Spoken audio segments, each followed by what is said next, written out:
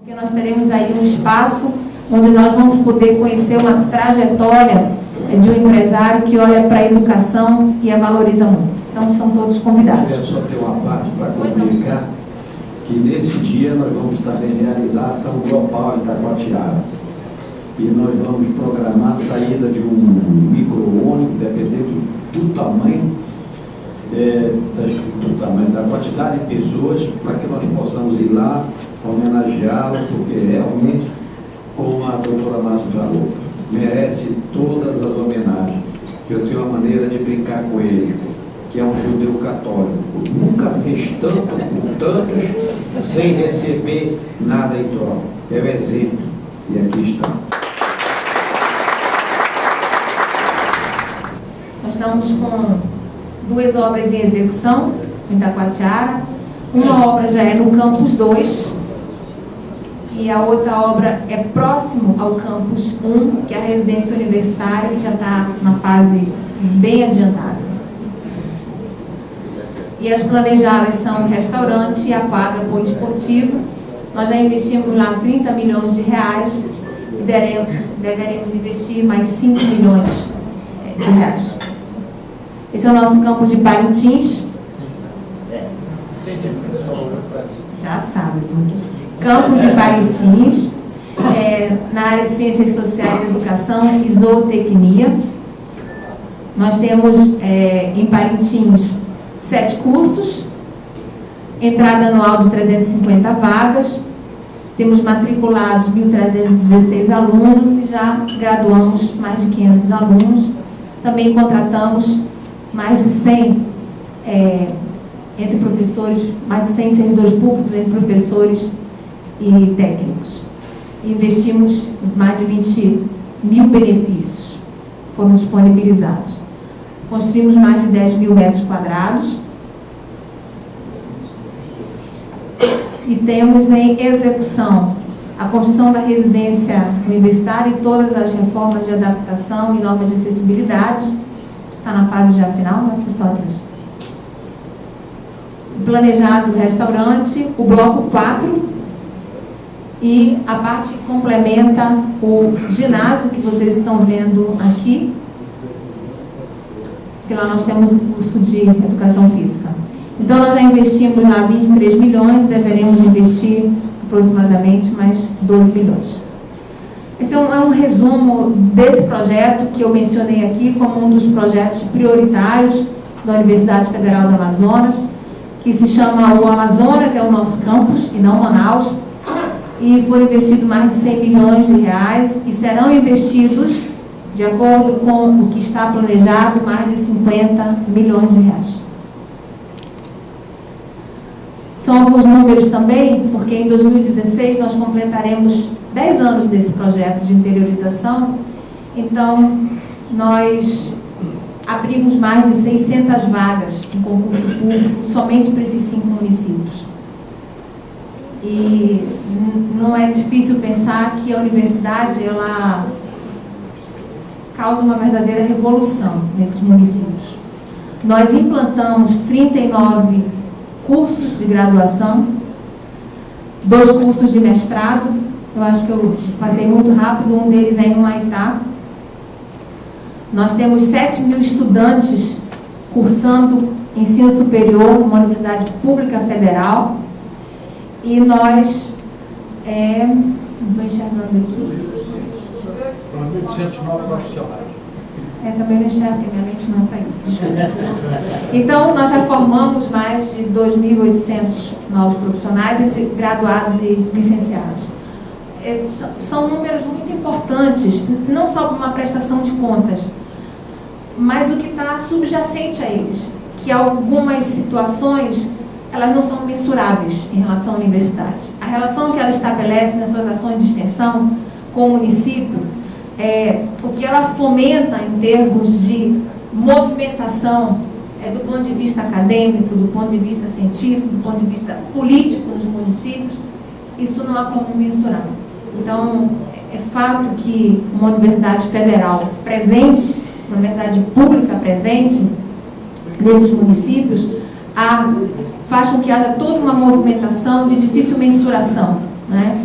E que, para nós, é motivo de muita satisfação e, ao mesmo tempo, de estímulo, porque você, quando participa de uma colação de grau, todos que estão aqui da universidade já passaram por isso, você vê o que significa. 80% desses alunos aqui, formados, graduados, eles são a primeira geração numa universidade. Nunca, nenhum outro membro da família teve essa oportunidade. Então, quando nós defendemos com tanta ênfase a excelência acadêmica com compromisso social, nós estamos nos referindo a isso, ao que essa universidade propicia, né, aquilo que ela tem condição e deve fomentar, que é contribuir para o desenvolvimento da região, que é formar recursos humanos e ter um comprometimento com o exercício da cidadania, né, sem assumir aquilo que é prerrogativa do Estado do município. Não estamos assumindo aquilo que é o nosso papel, que é a nossa missão. E aí nós estamos em Manaus, essa nossa área verde, são quase 600 hectares, um pouquinho mais, né? É a maior área verde urbana nativa do Brasil. Nós temos o maior orgulho dessa área, ainda que eu tenha que registrar aqui, que ela nos dá muito trabalho, não é, professor? Porque ela é muito grande, ela tem 13 nascentes, tem uma fauna, quantitativo de fauna e flora excepcionais, nós temos áreas de pesquisa nessa área, e os senhores sabem, eu acho que boa parte sabe, essa área ela já foi o dobro.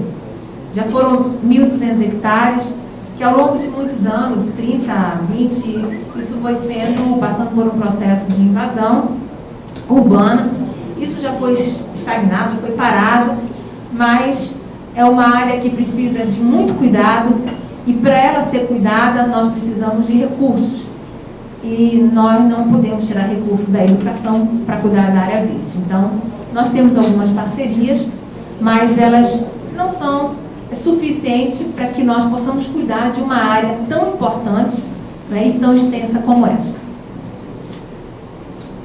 Aqui é um pouco o nosso crescimento em relação a recursos humanos geral, né, de 2009 a 2014, em torno de 33,3%. Só no interior, vocês lembram, né, nós abrimos mais de 600 vagas. É muita coisa isso, né? Então, nós temos hoje na Universidade Federal do Amazonas mais de 1.600 docentes, mais de 2.600 técnicos.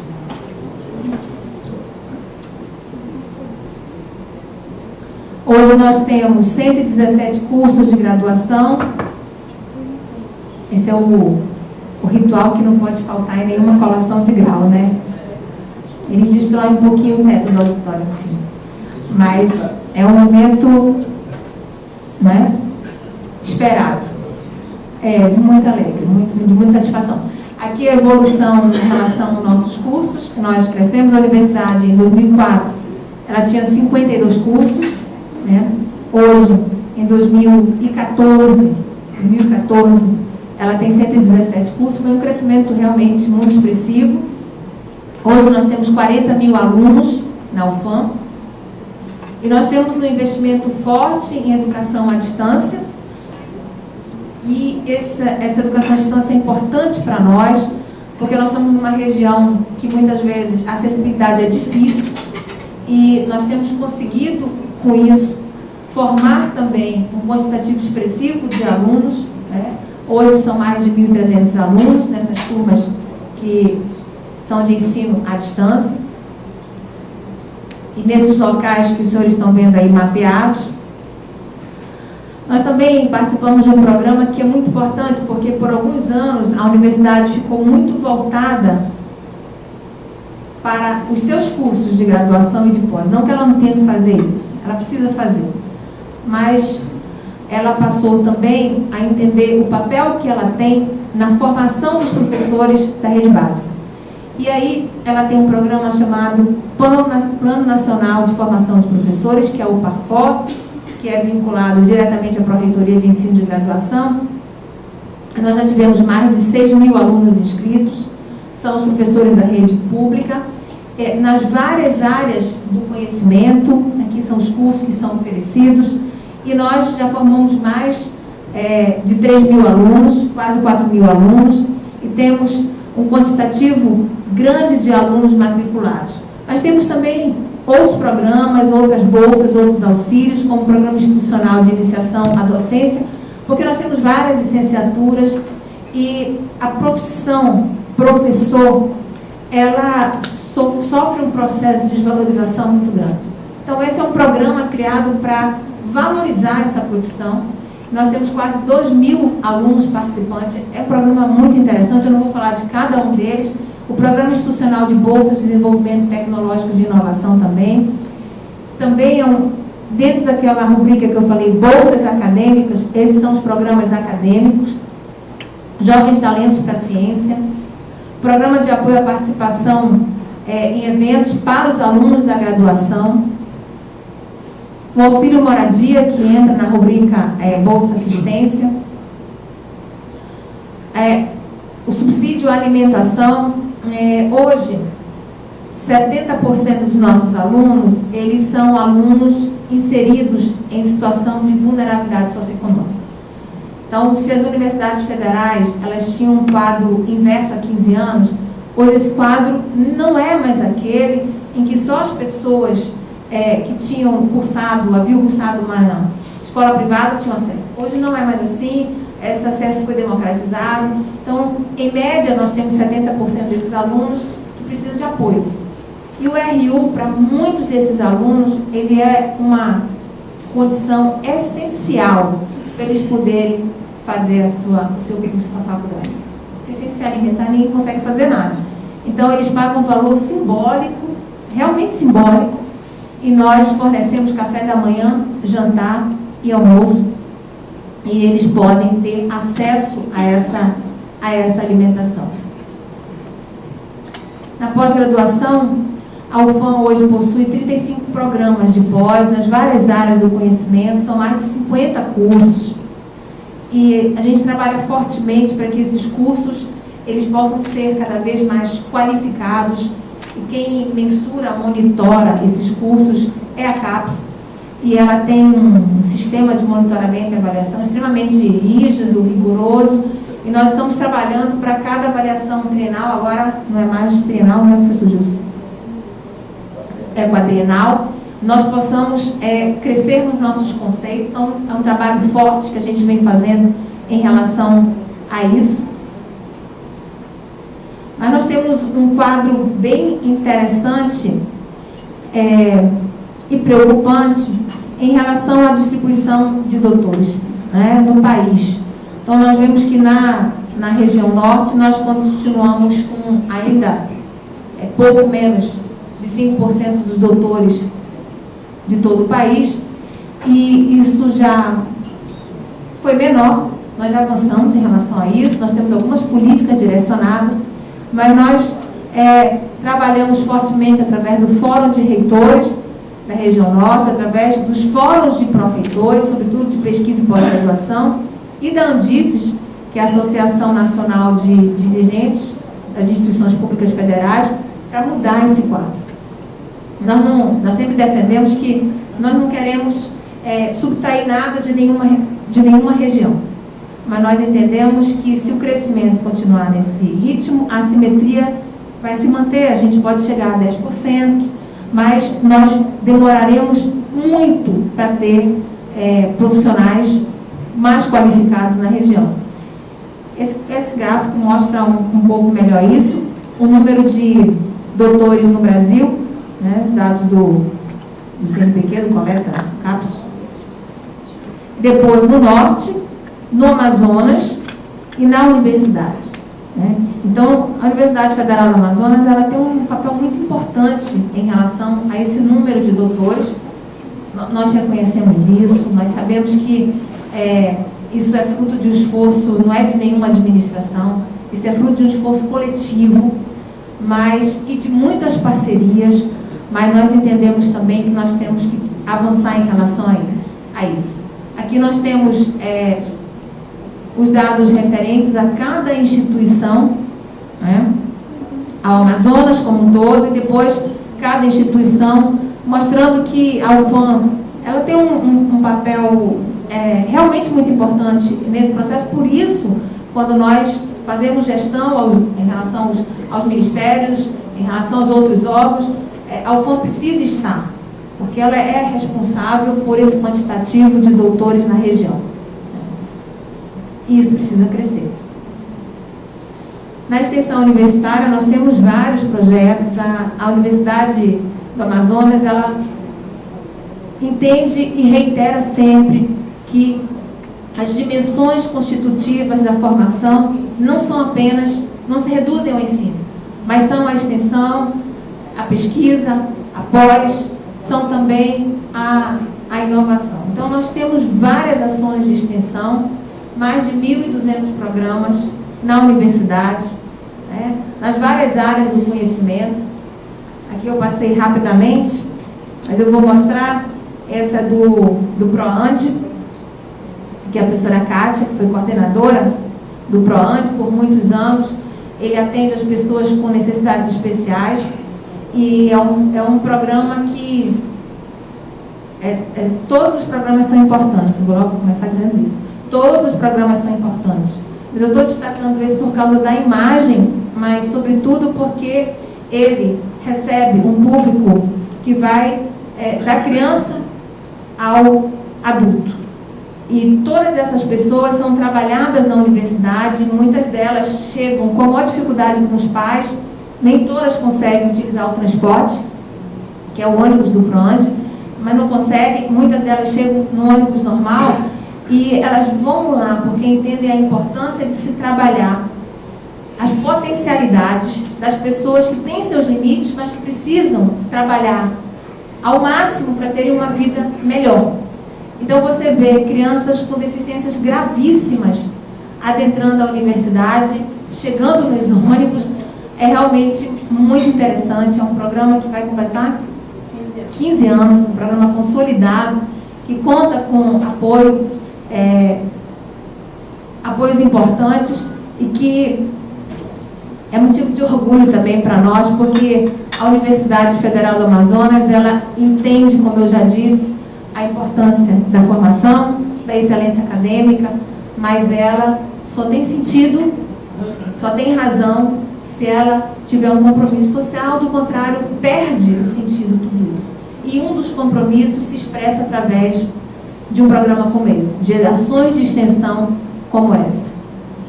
Aqui são alguns programas listados, apresentados, nas várias áreas, o programa Nossa África, enfim, 2.430 atividades curriculares de extensão que contam nos currículos dos alunos. Isso foi ampliado para que todos possam ter oportunidade de fazer extensão universitária. Na inovação tecnológica, a UFAM desenvolve 216 projetos, também nas várias áreas do conhecimento. Ela é responsável, ela administra o Observatório de Economia Criativa, vinculado ao Ministério da Cultura, e tem 62 projetos cadastrados no seu Parque Científico Tecnológico para a Inclusão Social. Ele atua em 37 municípios, atinge comunidades indígenas e tem uma rede onde participam 900 pesquisadores. Esse é o programa de apoio à popularização da ciência, tecnologia e inovação. E foi muito importante, como eu mencionei no início da minha fala, antes nós tínhamos o NIT, Núcleo de Inovação Tecnológica. Nós transformamos esse, que era um núcleo importante, numa pró-reitoria de inovação. E em 2009 nós conseguimos ter 6 registros de patentes, E em 2014 nós pudemos registrar, com toda a mudança na legislação que fizemos, com toda a estrutura, 82 registros de patente. Isso para a instituição tem uma relevância muito grande. Relações internacionais e interinstitucionais. Com o apoio do programa Ciências Sem Fronteiras, nós pudemos ampliar também as nossas mobilidades. Então, nós temos 113 parcerias firmadas. A universidade preza seus parceiros e acredita que com eles nós podemos fazer o que sozinho não podemos. Participamos de 99 redes de pesquisa em âmbito estadual, regional, nacional e internacional. Nossos programas de mobilidade, ele tem uma mobilidade nacional, tem uma mobilidade regional, nós temos mobilidade in e out, e nós temos aproximadamente 500 pessoas participando. A UFAM, ela recebeu alguns prêmios, né? Eu não poderia trazer todos, mas são alguns prêmios ligados a exercício de cidadania, a excelência acadêmica. Eu trouxe como alguns exemplos, porque todos eles nos orgulham muito. É vinculado à Associação Brasileira de Antropologia, Prêmio CAPES, Cora Coralina, Prêmio FINEP, Ciência da Computação, Propaganda e Marketing, categoria Universidade Pública, Prêmio Internacional de Excelência em Gestão de Qualidade Educativa, esse prêmio é um prêmio internacional. Nós temos as ações também de infraestrutura. Nós concluímos de 2009 a 2014 36 obras. E à medida que nós construímos como a universidade, ela cresce, né, cada vez mais. A gente também continua investindo. Aqui são alguns exemplos só do Centro Administrativo, Faculdade de Tecnologia, Pós-Bioagro, Benjamin Constant, os blocos do Campus de Parintins, eu já mostrei, do INC, Central Analítica. Essa é uma obra importante que fica na nossa fazenda experimental, é o Centro de Formação para Professores Indígenas. Nós temos várias turmas em desenvolvimento, Mura, Baniwa, enfim, vários que são desenvolvidas neste centro. É um centro que foi construído exatamente para essa comunidade, porque eles têm situações bem singulares, né? E o centro foi adaptado exatamente para isso. É o ginásio de Parintins, que eu também já mostrei, blocos de sala de aula do ICHL, Faculdade de Ciências Agrárias, bloco 1, bloco 2, nós verticalizamos as construções para evitar desmatamento no campus. E toda a área do campus, alguns de vocês devem conhecer, quando você entra, você chamava de mini campus. Você entra, eram blocos que foram criados, galpões, para serem provisórios, só que eles ficaram provisórios mais de 30 anos, né? Agora nós estamos conseguindo, acho que conseguiremos terminar com todos eles até 2017, e aí nós teremos realmente os blocos erguidos nesse formato, né, para que nós tenhamos não mais aqueles blocos que não respondiam mais há muito tempo às nossas necessidades. Eu quero só fazer esse destaque. Essa é uma obra importantíssima para nós, até o presidente mencionou aqui. O HUGV ele é o Hospital Escola da Universidade Federal do Amazonas, e essa área que está sendo construída, ela é uma área que é maior que 33 metros quadrados, é a estrutura 10 vezes maior que nós temos hoje. E nós fizemos uma opção difícil, mas ela foi decidida com a comunidade. Quando nós conseguimos a verba para construir em torno de 90 milhões, nós fizemos a obra verticalizada e nós tínhamos a melhor opção, que era fazer o mais rápido possível, encerrando as atividades do hospital para fazer a obra. Bem, o Ministério Público nos questionou quando nós tomamos a outra decisão, que foi interditar uma parte do hospital para poder isolar essa parte e construir esse prédio aqui que vocês estão vendo. Esse é o prédio, essa é a foto real. E a outra parte nós continuamos desenvolvendo as nossas atividades, em condições bastante adversas. Nós poderíamos, então, ter encerrado e dito, não, nós não temos condição de trabalhar. Mas nós sabemos o que significa o Hospital Getúlio Vargas. Lá funcionam 23 residências médicas, além da residência multiprofissional. E não funcionar para a obra poder ser mais rápida, os dois blocos poderem ser construídos concomitantemente, iria significar um prejuízo muito grande para a comunidade. Então nós decidimos construir a obra e funcionar na parte lateral, o que não é uma coisa fácil, mas nós recentemente estivemos participando de um seminário lá, E o superintendente mostrou uma pesquisa muito impressionante, Nelson, muito impressionante, porque foi feita uma avaliação nas condições atuais, o nível de satisfação dos pacientes do hospital é realmente impressionante. Todos esses níveis passam de 85%. Quando é perguntado a ele, naquelas condições, é por isso que é impressionante, que são condições difíceis, né? Está todo mundo apertado, com barulho o tempo todo, cercado de barulho, poeira. Quando é perguntado, por exemplo, é uma pesquisa feita sem obrigação, feita pela EBSER, você indicaria o HUGV para um familiar, para um amigo? 93% dizem indicaria. Então, para nós, assim, a certeza de que tomamos a decisão correta, mesmo em condições difíceis de trabalho. Então, nós temos um pessoal ali, eu quero ressaltar isso aqui, médicos, enfermeiros, técnicos de enfermagem, fisioterapeutas, assistentes sociais, que trabalham dessa forma, claro que vislumbrando isso que está aí. Estão vislumbrando isso que está aqui. Um prédio idealizado, esse é o primeiro bloco, nós vamos sair de 150 para 300 leitos, idealizado por eles, para que a gente tenha todas as condições, o espaço necessário, o parque tecnológico está sendo mudado para trabalhar. Mas eles poderiam viver insatisfeitos, atendendo mal, e cometendo uma série de delicadezas, talvez, com as pessoas. Não acontece isso lá, não. Não acontece, não. Essa pesquisa é muito interessante, ficou na página, foi divulgada, porque eu pedi que fosse feito isso, porque realmente é algo elogiável a comunidade do HUGV. Essa é uma obra importantíssima. A gente pretende inaugurar a primeira torre agora em outubro. Não posso adiantar a data, mas será em outubro, né, prefeito? Será em outubro, porque iniciaremos em seguida a demolição do restante do prédio para iniciarmos as outras torres.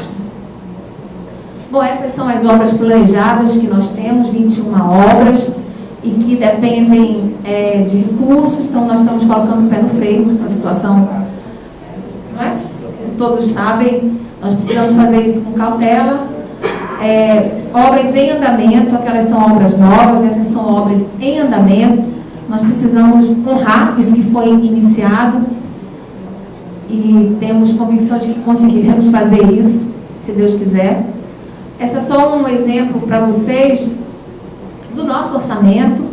Esse orçamento, inclusive, ele teve uma série histórica de crescimento, entre 12% e 13%.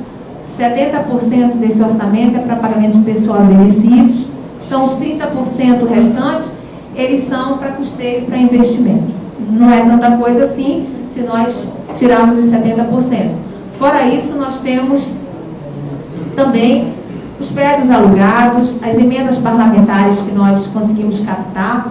Então, a universidade trabalha com o orçamento, especialmente esse ano. Nós tivemos o orçamento aprovado, nós estamos aguardando o que vai acontecer agora na sexta-feira, para saber qual vai ser o contingenciamento. A partir daí, outras medidas deverão ser tomadas internamente. Nesses últimos anos, 2009 a 2015, essa instituição foi responsável, só pelo seu orçamento, pela injeção de mais de 3 bilhões de reais aqui. Isso também é importante, contribuir diretamente com esses recursos aqui para Manaus, para o Amazonas. Aqui são alguns desafios, eu não vou destacar todos, mas vou destacar o primeiro. Nós precisamos avançar em relação ao diálogo de forma mais qualificada com a sociedade. Porque muitas vezes nós fazemos muitas coisas, internamente conseguimos até divulgar e externamente temos algumas dificuldades, Nós avançamos muito nesse diálogo com o setor produtivo, porque há alguns anos falar nessa relação com o setor produtivo na universidade, isso era quase um crime, porque eles entendiam que o capital do setor produtivo visava lucro, por isso não se podia negociar. Nós defendemos o seguinte: a universidade, ela é uma instituição pública federal, ela tem as suas características, a sua natureza, a sua missão. Cada empresa tem a sua impressão digital e os seus objetivos. Quando nós conseguimos ter objetivos convergentes, nós conseguimos conversar, dialogar, estabelecer parcerias e trabalhar juntos nos projetos.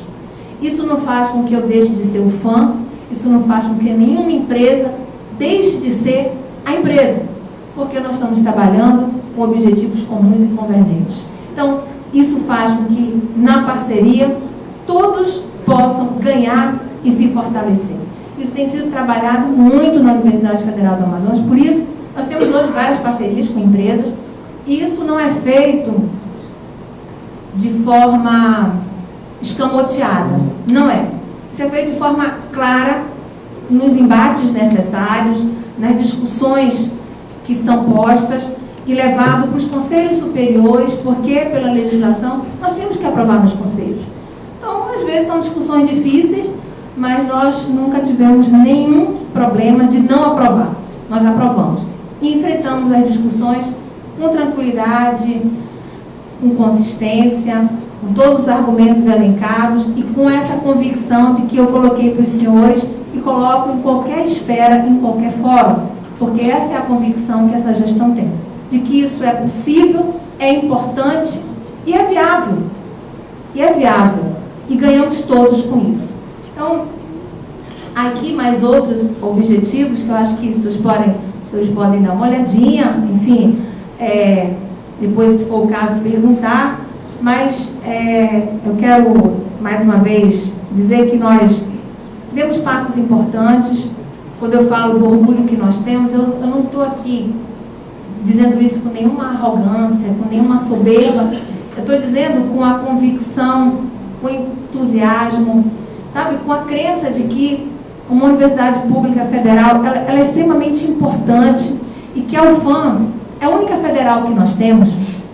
Já deveríamos ter outras, estamos trabalhando para transformar algum desses campos em universidade federal, isso é possível, outros estados já fizeram, e que essa instituição, ela contribui muito com o desenvolvimento, com a formação de pessoas, com o desenvolvimento regional, com a formação de cidadãos. Por isso, nós também sempre rebatemos com bastante ênfase, quando em alguns fóruns nós ouvimos: reitora, mas a senhora tem que buscar recursos em Brasília, não é aqui no Amazonas. Eu sempre respondo que a Universidade Federal do Amazonas, ela é um ente federal que desenvolve as suas ações aqui, em Manaus, no Amazonas, na Amazônia. E, portanto, buscar recursos no governo federal, nos ministérios, é legítimo, tanto quanto buscar recursos aqui no Estado, aqui na cidade de Manaus, nos órgãos competentes. Porque o trabalho que é desenvolvido é em prol da cidade, do Estado e da região. E nós fazemos também isso, né? Isso não é para causar polêmica, mas é a convicção que nós temos com bastante tranquilidade. Então, eu quero finalizar, agradecer pela oportunidade e dizer que nós estamos à disposição, inclusive para recebê-los na UFAM, porque nós queremos sempre trabalhar fazendo jus àquilo que nós consideramos que é o nosso maior patrimônio, que é a Universidade Federal do Amazonas. Muito obrigada. Eu assisti essa apresentação dela, fiquei muito entusiasmado no Conselho do SEBRAE. E na mesma hora eu falei com ela, quando eu saí de lá, eu conversei com o nosso presidente, exatamente para que ela viesse fazer isso aqui, porque eu me julgo uma pessoa relativamente até certo ponto informada, mas eu realmente desconhecia essa atuação tão brilhante que tinha o FAM na administração dela, com essa estrutura toda feita no interior e com a dificuldade que eu sei que se luta com recursos. Principalmente que ela deve falar daqui a pouco da dificuldade que ela enfrenta, porque o que nós não levamos, que nós lutamos tanto, senhor Moisés e todos os companheiros aqui da indústria, para que a gente leve o desenvolvimento dos efeitos do projeto Zona Franca de Manaus, Superintendência da Zona Franca de Manaus, para o interior. Porque sempre que se tentou, quando se feito, fazer alguma coisa, se esbarra, primeiro ponto que se esbarra é numa coisa, sem olhar nem para a logística, que já é difícil, mas chama-se energia elétrica. E eu sei, a senhora falava para mim, lá naquela ocasião, que muitos experimentos já perdeu, exatamente porque está ligado lá e precisa de energia elétrica e de repente não tem no interior, que é totalmente proibido, e é obrigado a prover com geradores próprios, comprados, que isso tudo custa. Então a gente imagina isso e a gente luta. Mas então eu estou dando essa ênfase tudo para dizer exatamente, para poder abrir o diálogo para vocês, da importância do que faz a Universidade Federal do Amazonas no nosso interior. E realmente eu tenho certeza, grande parte aqui não tinha esse conhecimento. E até a ideia, mas a noção exata da grandeza do que se faz, com certeza não tinha. Então, não, eu acredito que deviam ter, mas o tamanho dessa grandeza toda, eu creio que, não sei, mas realmente um negócio fantástico, com 6 anos, o senhor está com 6 anos lá, né? Vai completar 6 anos, e realmente foi uma verdadeira revolução. Então eu quero te parabenizar por isso, e como eu fiz a pergunta lá no Sebrae, que até o Roberto disse que eu não fiz perguntas, eu fiz uma inquisição lá nas perguntas, porque eu fiz um comentário e fui fazendo as perguntas, digo, não respondo agora, só anote que depois a senhora me responde. E então, mas exatamente das dificuldades que a senhora tem encontrado, porque começa por recursos, né?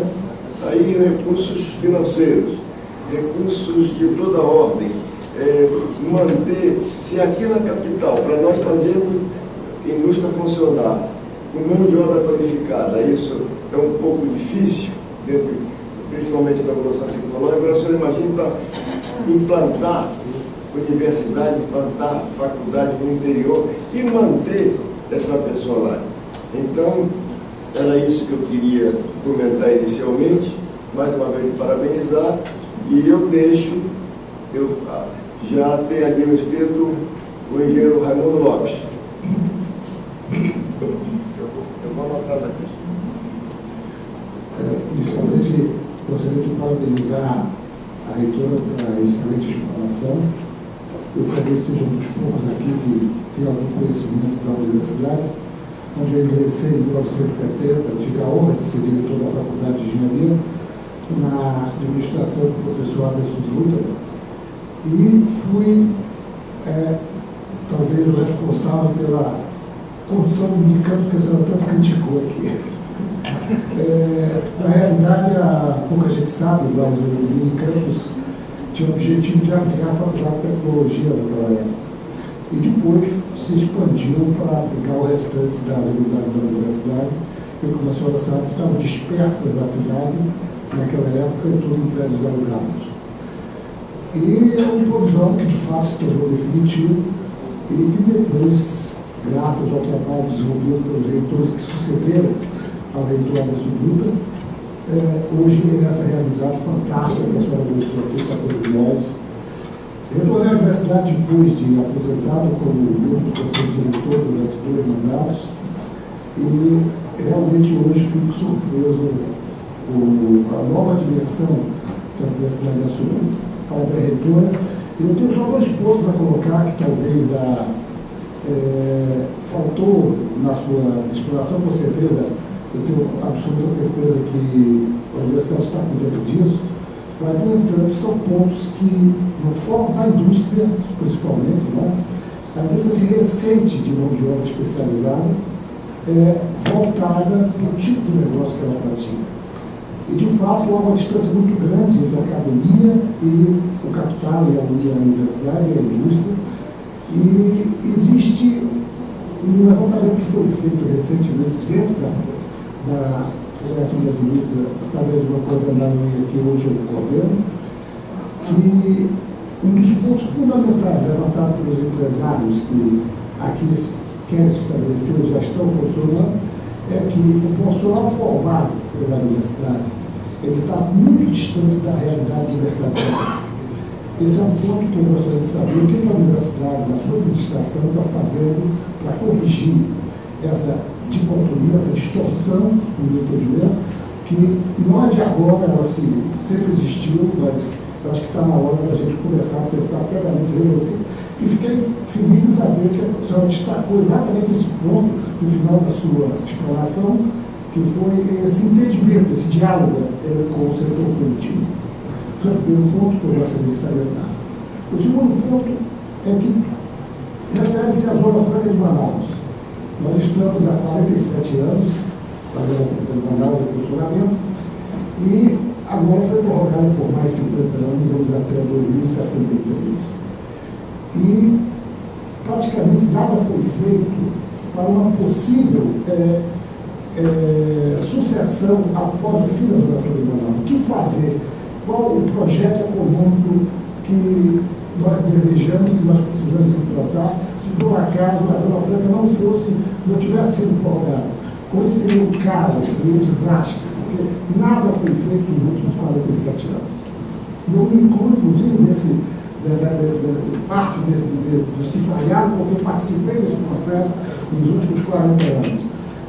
No entanto, eu gostaria de saber se a universidade está preocupada com isso, se ela está trabalhando nesse sentido, e se ela tem um projeto para apresentar para a classe coletiva, como seria novas matrizes de desenvolvimento, para substituir ou também para complementar o modelo econômico que nós temos hoje aqui.